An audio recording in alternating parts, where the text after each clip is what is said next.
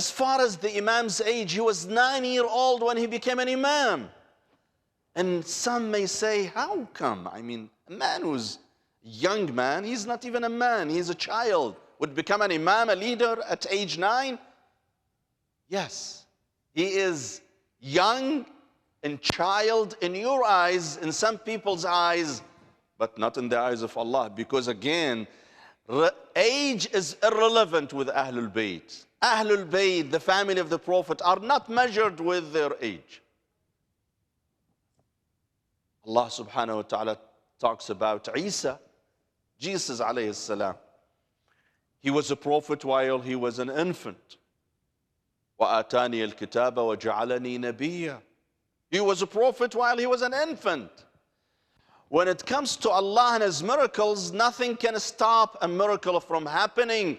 And yes, that was a miracle, that a young man who was 9-year-old was a leader, was an Imam.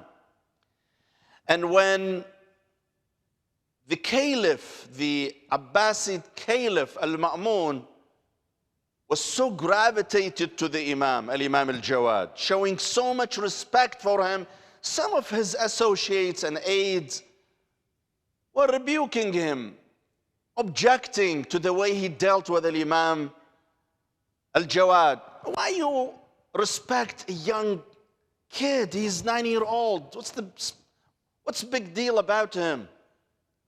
Al-Ma'mun was very smart. He says, no, no, no. This guy is not a kid in his age, but not in his brain, not in his intellect, not in his knowledge. And in order to prove his point, Al-Ma'mun told his challengers, if you doubt his knowledge, go and get me any person you know, let him come and have a debate with this young man, with this young child. And let's see who will win the debate. So the opponents of the Imam alayhi salam went looking for a very knowledgeable person to come and debate the Imam. Who they found? A guy, his name is Yahya ibn Aktham, the head of the Supreme Court at the time of Al-Ma'mun, Qadi al-Qudat, the judge of all judges. And of course, he was picked as a judge because of his knowledge. So Yahya decided to test the Imam in a public forum before thousands of people. He listed a few difficult questions to ask the Imam, thinking that the Imam will stumble in answering them. The Imam answered them all. And then the Imam, with so much respect and humility, he asked Yahya if he would ask him, if the Imam tests Yahya. And Yahya was smart. He says, you can test me, but I may fail the test. So if I can answer, I answer. But if I can't answer, I will learn it from you. And when the Imam asked Yahya a few questions, he stumbled. He could not answer those questions. So the Imam had to answer those questions. I don't want to go into too much details about the questions asked, but this debate itself shows how knowledgeable Imam Muhammad al-Jawad was. The question is, where did he get his knowledge from? Every person has a biography.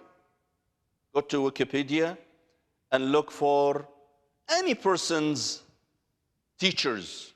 You will find them there.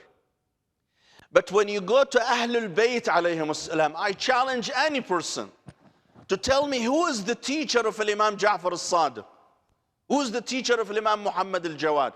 Those individuals, where did they study? Where they got their knowledge from?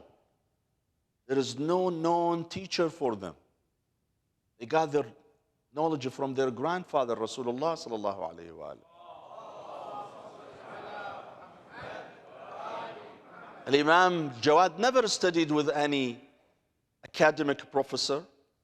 I challenge anybody to show me, to prove to me that Imam Jawad had any teacher, any professor. I can tell you Abu Hanifa had teachers, Imam Malik had teachers, and I can name his teachers. Imam al-Shafi'i had several teachers. But Imam al-Sadiq, Imam al-Jawad, Imam al-Baqir, none of those Imams had known teachers.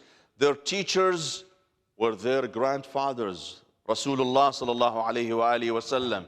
Imam Ja'far al-Sadiq alayhi salam says, Hadithi حديث أبي وحديث أبي حديث جدي وحديث جدي حديث رسول الله صلى الله عليه وآله وسلم.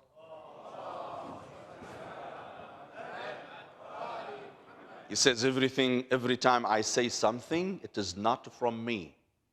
I got that from my father. His father got that from his grandfather, and his grandfather got that from Rasulullah sallallahu alayhi wa alihi wasallam. This is the true channel of knowledge. The true channel of knowledge that derives knowledge from Rasulullah sallallahu alayhi wa alihi wasallam. That's why you don't find any formal teachers for those Imams.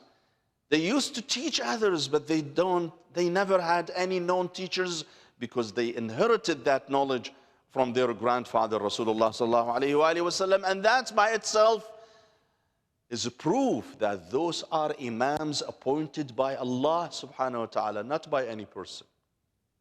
They were not picked by people. They were not just ordinary people. They were Imams picked by Allah subhanahu wa ta'ala. And this is a proof that Allah subhanahu wa ta'ala had granted those individuals His knowledge so they can lead the ummah. They can lead the Muslims toward the right path.